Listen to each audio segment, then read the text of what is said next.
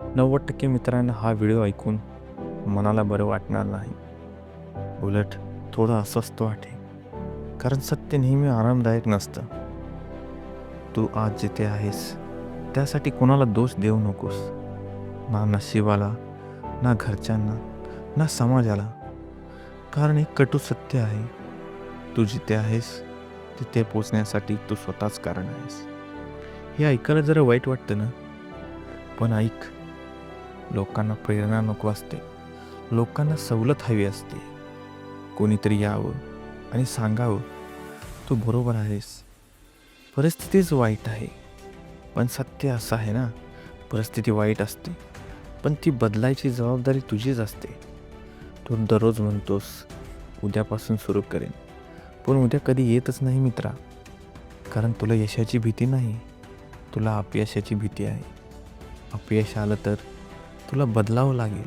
जुने मित्र, जुनी सवय, जुनी ओळख सगळे मागे सोडावे लागेल. म्हणूनच तू सुरक्षित असलेला मध्यमपणा निवडतोस. लोक तुला दुर्लक्ष करतात कारण तू अजून गंभीर झालेला नाहीस.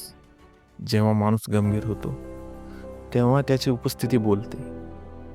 तू अजून वाट पाहतोयस, कोणी मार्गदर्शन करेल, कोणी मला पैशाची मदत करेल. पण मित्र ऐक, कोणी येणार नाही. कारण आयुष्य हे ग्रुप प्रोजेक्ट नाही, तो सोलो गेम आहे. आज तू शून्य आहेस, तुला कोणी ओळखत नाही, कोणी फोनही करत नाही. हे अपमान नाही मित्रा, ही मोकळीक आहे. शून्य असण्याचा फायदा असा की गमवण्यास काहीच नसतं आणि मिळवायला सगळं जग असतं. तू म्हणतोस मी खूप प्रयत्न केले. नाही, तू खूप सुरुवाती केल्या पण पूर्ण काहीच केलं नाहीस. आयुष्य बदलतं, एक जबरदस्त दिवसाने नाही तर हजारो कंटाळवाण्या दिवसांनी. आज जर तुला हे शब्द बोचत असतील तर समज तू अजून जिवंत आहेस. कारण जे मेलेत त्यांना काहीच वाटत नाही. फक्त एक काम कर मित्र, आज झोपण्याआधी स्वतःला एक प्रश्न विचार. मी आजपर्यंत खरंच माझ्या आयुष्याशी प्रामाणिक होतो का?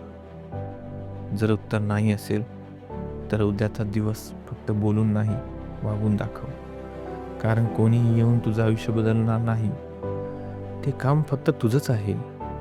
आणखी एक गोष्ट ऐक, तुला वाटतं लोक तुला कमी लेखतात, तुझी किंमत समजत नाही.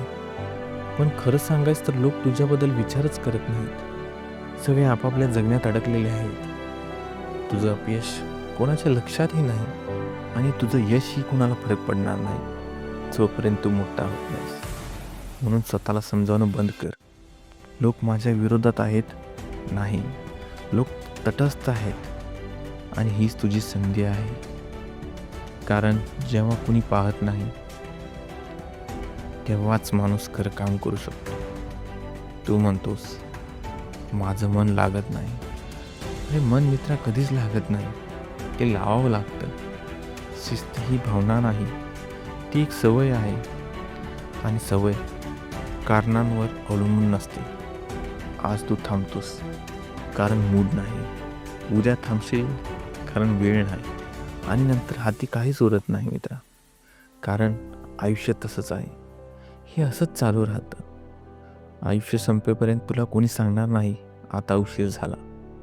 हे एक दिवस आरशात पाहून तू स्वतःच ओळखशील आणि तो क्षण सगळ्यात जड असेल. कारण त्यावेळी कोणालाही दोष देता येत नाही. तू म्हणतोस मला अजून माहितीची गरज आहे. नाही, तुला माहितीची नाही, तुला हिमतीची गरज आहे. जगातली अर्धी लोक कमी माहिती असूनही पुढे गेली आणि उरलेली अर्धी जास्त माहिती असूनही तिथेच अडकली. कारण कृती माहितीपेक्षा जड असते. आज जर तुझं आयुष्य कामं वाटत असेल तर कारण एकच आहे, तू अजून कुठल्याच गोष्टीसाठी पूर्णपणे उभा राहिलेला नाहीस. माणूस तेव्हाच थकतो जेव्हा तो अर्धवट जगतो.